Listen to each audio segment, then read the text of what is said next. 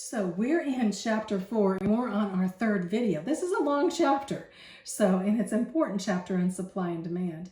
But the last part of this chapter is probably the most important, I thought, because it has to do with the government and economic laws coming up and screwing things up. And so when you're voting, if you're voting for someone that's socialistic or communistic, they're going to get in and actually screw up in many ways the supply and demand. And we'll find out how they do that. And this will cause the economy to go out of whack. And so the best is that the government does not get involved unless the government absolutely has to get involved, so in a crisis or something. So let's talk about government and getting involved. We're in your economy book and we're in chapter 4, the last section. Government and economic laws. Only when the human spirit, I love this quote by Ronald Reagan. It says, only when the human spirit is allowed to invent and create, only when individuals are given a personal stake in deciding economic policies and benefiting from their success, only then can societies remain economically alive, dynamic, progressive, and free. So, what did he say? I love what he said. Only when the human spirit is allowed to create and invent in a free society. In communists, they're not allowed to do these things. Only when individuals are allowed personal stake, when individuals are putting out their own stake in deciding economic policies, and they benefit from their success. And only when societies remain economically alive, dynamic, progressive, that's when they're free societies. So I had to go over that again because that's important, really important. So let's talk about how Congress can come in. Congress can come in and pass certain statutes. But I like this example. It says, say that Congress comes in and decides to put a statute on the law of gravity, saying, we do not believe in the law of gravity. We're changing the law of gravity, and they're repealing this law. Well, it wouldn't really matter because gravity is going to happen anyway, right? So if you jump off a building and you're going to fall and hit the ground, no matter what, even if they have a law that they're against gravity, it's not going to work.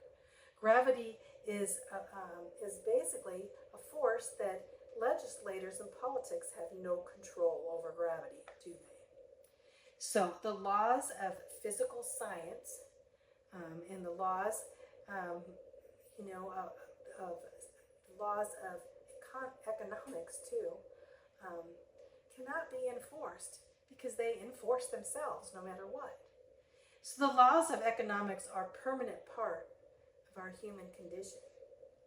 No matter how governments tamper with economic laws, the laws of supply and demand, they cannot be repealed. They will happen no matter what.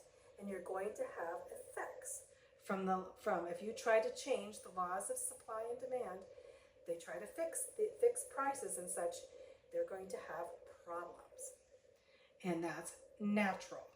So, if the government attempts to fix prices, say the government attempts to fix prices and so that prices can go no more higher.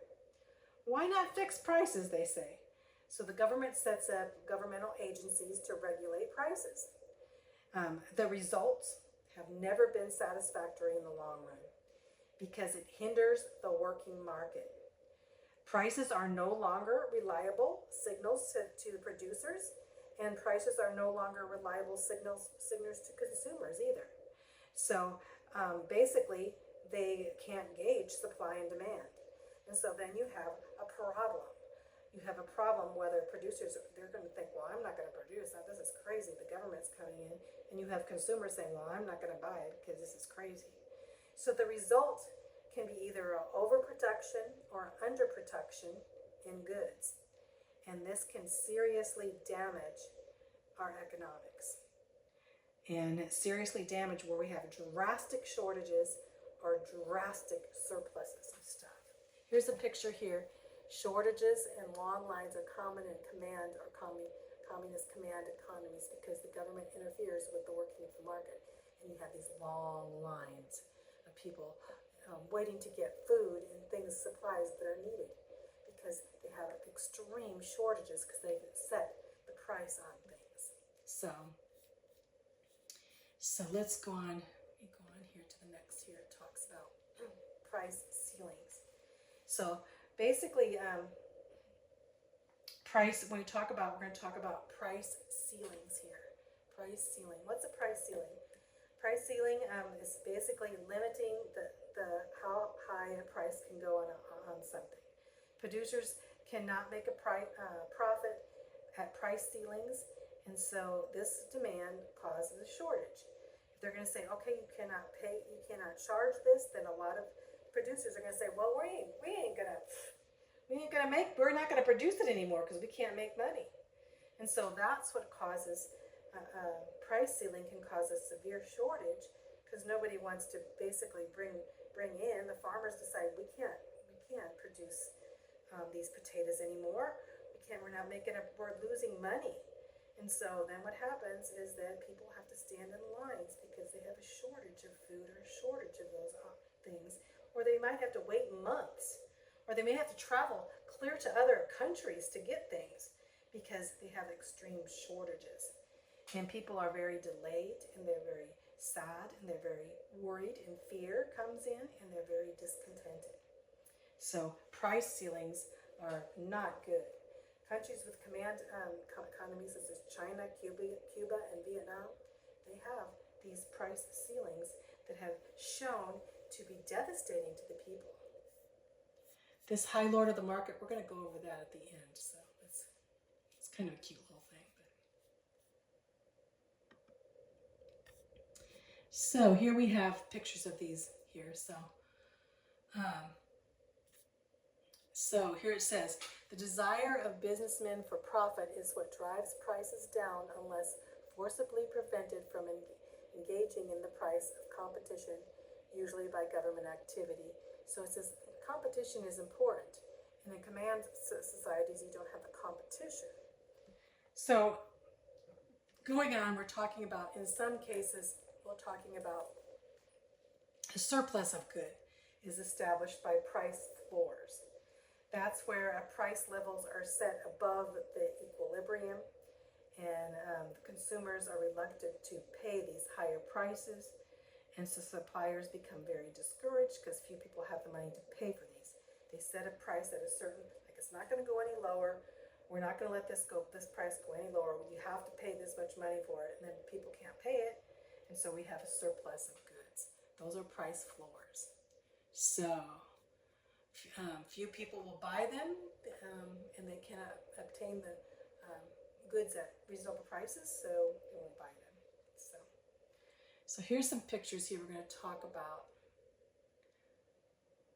talk about supply, demand, rent control, and minimum wage. These are the things that governments try to set. Rent control and minimum wage are two important items that governments are always trying to get in and mess around with, right? Price controls, rent control. So, and this rent control we're going to see in this market here, an N curve. This is right here, this curve here we're going to talk about.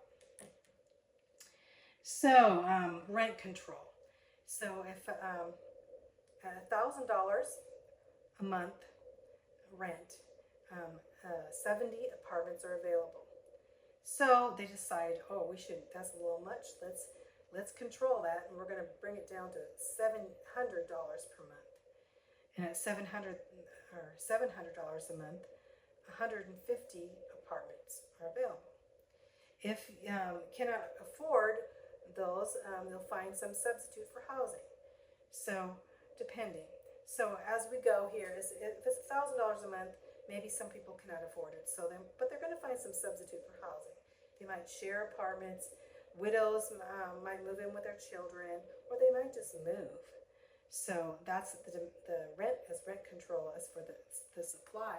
But the supply curve, so that's the curve here, so the demand curve here, as the price, you see the price is, as the price goes up, fewer people, are going to be able to have few apartments because fewer people are going to be able to pay for those apartments.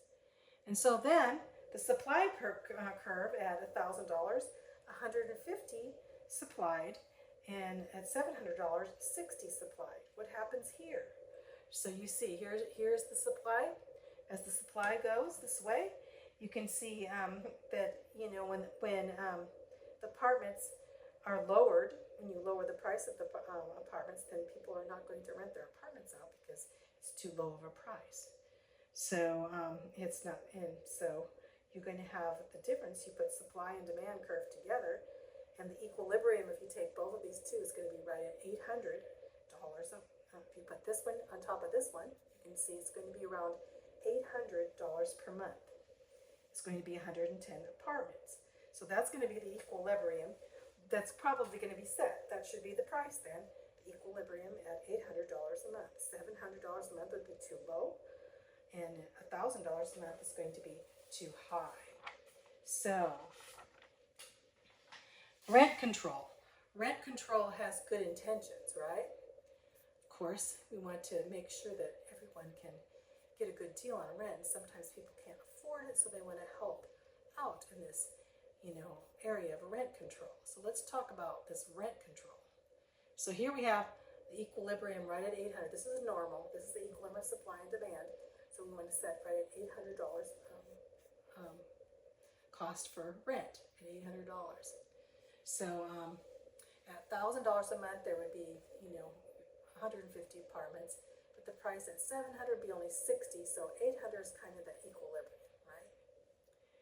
So, but now, say, we're talking about effects of the price ceiling on rent control. So rent control has good intentions for the poor because we want to lower the rents. So they decide instead of $800 a month, let's go down to $700 a month. And so what happens then, they create a shortage of 90 apartments. Because at $700 a month, 50 apartments are deciding we can't really afford to rent, or we're not going to rent at that low price. And so they basically only get like 60 units able to rent then. And these 50 apartments will be taken off the market. So over time, the shortage would even get worse, and suppliers will have no incentive to keep up the repairs either. So you have suppliers; they're the ones that are going to rent the apartments out, and they look and they say, "Oh, you know, we can't afford to rent them at that price, but that's the price the government wants us to rent it. So we're not going to rent it. We're just going to go live in it. We're going to take them off the market." And then when they do, they're going to say, well, yeah, we're not going to have enough money left over to do repairs.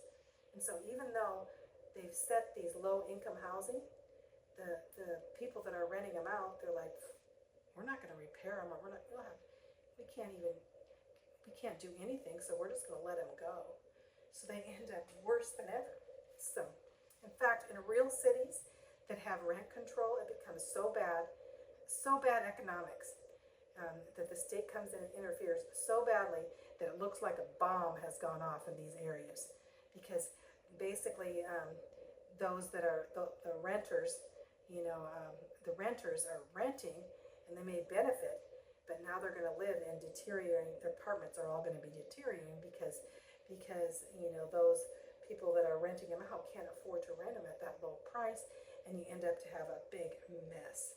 It says, rent control next to bombing is the surest way to destroy a city, which is true. That's rent control. So here we have the effects of price ceiling of rent control here. See how as they lower it, you'll have apartment shortage, and you'll end in, as this apartment shortage there, you'll have a shortage there, and people are not going to want to rent out anymore. And when you do, when you set forth build more, it's still going to be, people are not going to, still have to have people that want to rent them out, and they're not going to want to do that. And so you have a problem with rent control. Hope you understood that on rent control. So now let's go, let's talk about minimum wage here.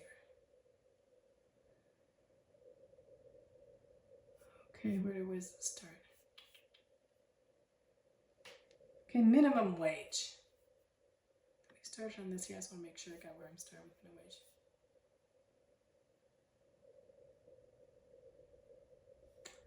Let's see. This is all about rent control. Let's go on to the next. Oh, let's talk about minimum wage. Here we go. Starts. Okay, although the promoters of minimum wage claim that it benefits society's poor, in reality it is a price floor that does more harm than good.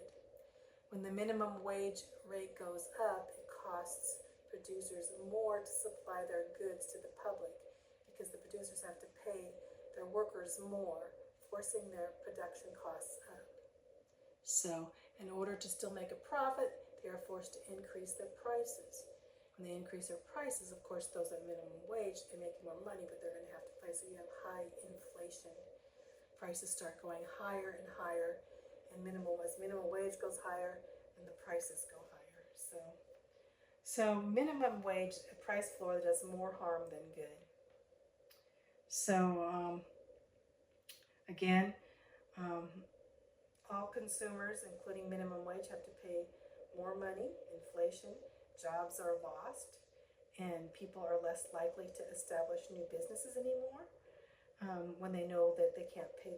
They have to pay their workers at set wages, and so you have a mess going on with minimum wage too.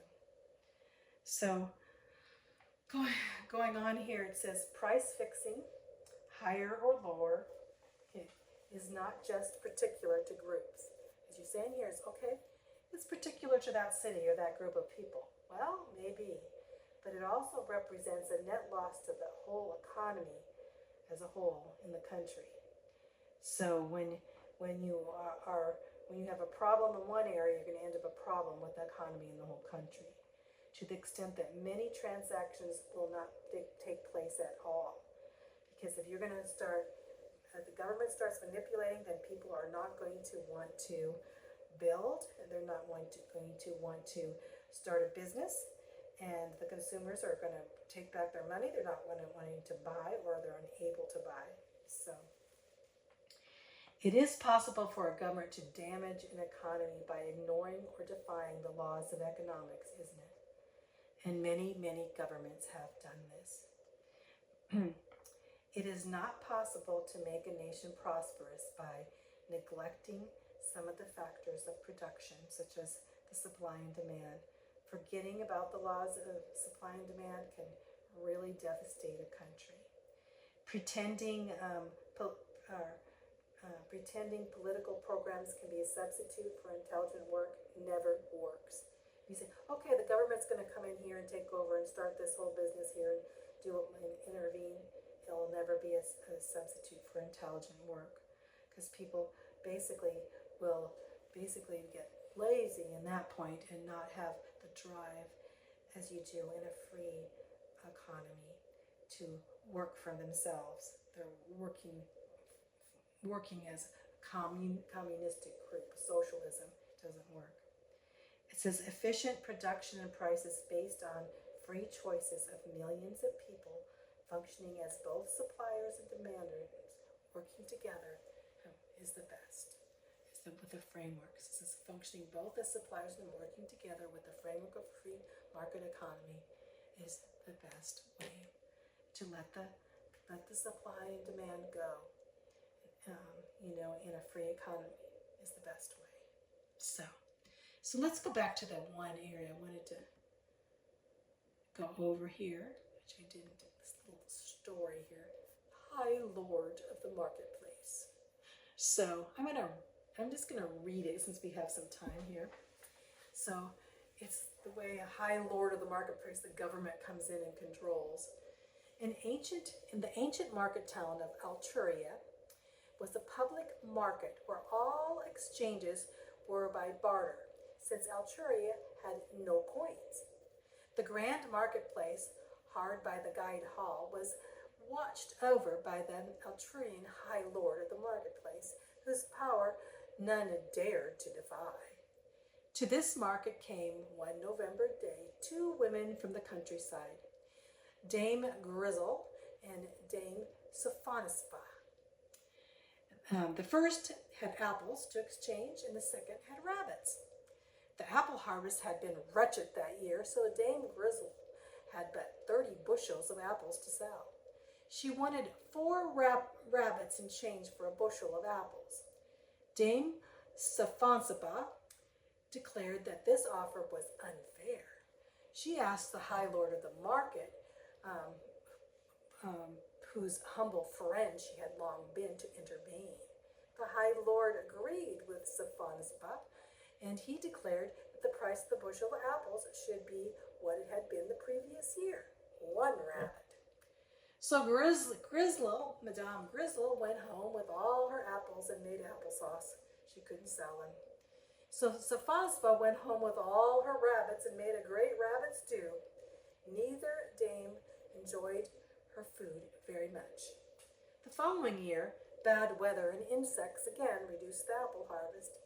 This time in the marketplace, Dame Sophonisba persuaded the High Lord to force Dame Grizzle to sell her scarce apples at a bushel for 1 apple. Grizzle did so most unwillingly. She was hungry that winter and decided that if she continued to grow apples, she would starve. Therefore, she cut down her apple trees and sold the wood for fuel. She made up her mind to breed rabbits, for that was the form of production that was paid well. So she took up rabbits instead of apples. The 3rd year there were no apples at all in the market, but there was abundant supply of rabbits, and rabbits were very cheap that year. That kind of tells about the economics and how the great Lord came in. The great Lord's not God, it's the great Lord of this Altruria, which was basically the government, came in to control and made a mess of the rabbits and the apples. Now there were no apples and tons of rabbits, and rabbits were so cheap that nobody wanted to sell them anymore. That's what happens in a command economy, doesn't it? So let's stop there. So we're done with this chapter. It's probably one of the most complicated chapters here. We went over in three videos, but the next few won't be so. Next few chapters are shorter.